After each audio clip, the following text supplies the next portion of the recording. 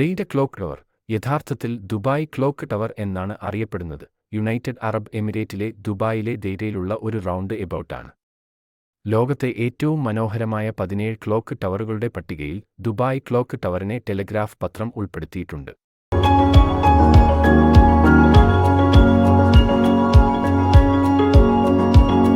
ഷെയ്ഖ് റാഷിദിന്റെ മരുമകനായിരുന്നു ഖത്തറിലെ ഷെയ്ഖ് അഹമ്മദ്. 1960കളുടെ തുടക്കത്തിൽ ഷെയ്ഖ് അഹമ്മദ് ഷെയ്ഖ് റാഷിദിന് ഒരു വലിയ ക്ലോക്ക് സമ്മാനമായി നൽകി.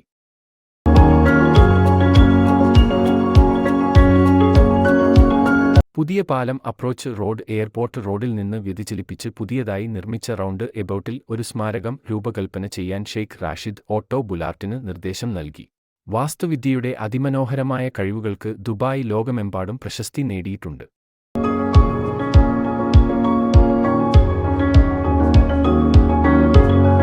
യുഎഇയിൽ നിന്നുള്ള ആദ്യത്തെ എണ്ണ കയറ്റുമതി ആഘോഷിക്കുന്നതിനായി നിർമ്മിച്ച അത്തരത്തിലുള്ള പ്രധാനപ്പെട്ട ഒരു സ്മാരകമാണ് ദെയ്ഡ ക്ലോക്ക്.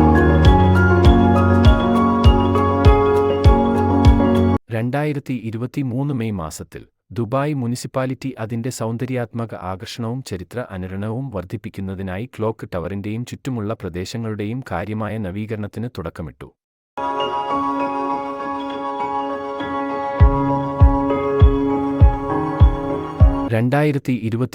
ഓഗസ്റ്റിൽ പൂർത്തിയാക്കിയ ഈ പദ്ധതി 1963 നിർമ്മിച്ച ക്ലോക്ക് ടവർ പുനഃസ്ഥാപിക്കുക മാത്രമല്ല, അതിന്റെ ചുറ്റുപാടുകളെ പുനരുജ്ജീവിപ്പിക്കുകയും ചെയ്തു. സുസ്ഥിരമായ ഫ്ലോറിംഗ് സ്ഥാപിക്കൽ, സമൃദ്ധമായ പച്ചപ്പ് ചേർക്കുക, നവീകരിച്ച ജലധാരയെ പ്രകാശിപ്പിക്കുന്നതിന് തന്ത്രപരമായി ലൈറ്റിംഗ് സ്ഥാപിക്കൽ എന്നിവ മെച്ചപ്പെടുത്തൽ ജോലികളിൽ ഉൾപ്പെടുന്നു. 19-20 നൂറ്റാണ്ടിന്റെ തുടക്കത്തിലും ദുബായിയുടെ സമ്പദ്വ്യവസ്ഥ മത്സ്യബന്ധനത്തെയും മുത്തുകളുടെ വ്യാപാരത്തെയും ആശ്രയിച്ചായിരുന്നു.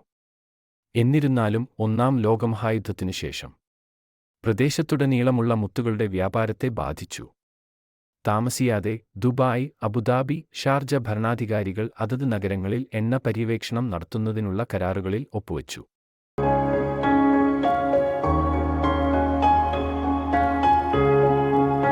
അങ്ങനെ രാജ്യത്തിന്റെ ഈ സുപ്രധാന സന്ദർഭത്തെ അടയാളപ്പെടുത്തുന്നതിനാണ് ദെയ്ഡ ക്ലോക്ക് ടവർ നിർമ്മിച്ചത്.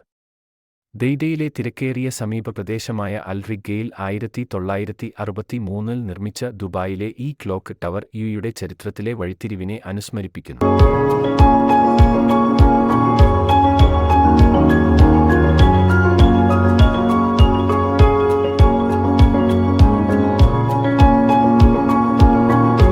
ദുബായ് ഇന്റർനാഷണൽ എയർപോർട്ടിൽ നിന്ന് 5 മിനിറ്റ് മാത്രം അകലെയാണ് ദെയ്ഡ ക്ലോക്ക് ടവർ.